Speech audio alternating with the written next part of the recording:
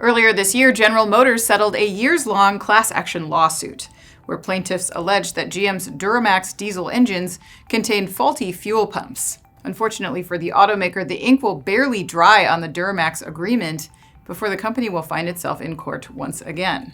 A 3-judge panel has ruled that GM must face a class action lawsuit relating to an entirely different issue: its transmissions. Plaintiffs will be allowed to pursue a case that alleges GM knowingly sold defective transmissions between 2015 and 2019. Some 800,000 vehicles, including certain Cadillac, Chevy, and GMC models, are implicated in the suit.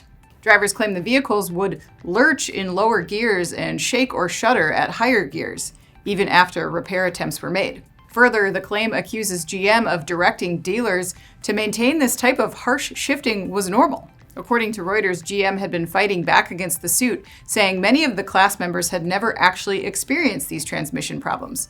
Therefore, they lacked the standing to sue. GM hoped to address the issue through arbitration instead. A district judge disagreed with GM's argument in 2023, and the latest decision, from a federal appeals court, said that simply overpaying for allegedly defective vehicles was enough to establish standing, and that the case could be pursued.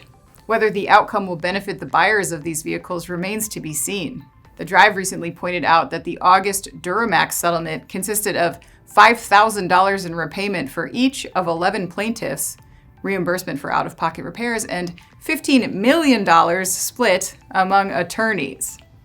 I'm Anna Wells, and this is Manufacturing Now.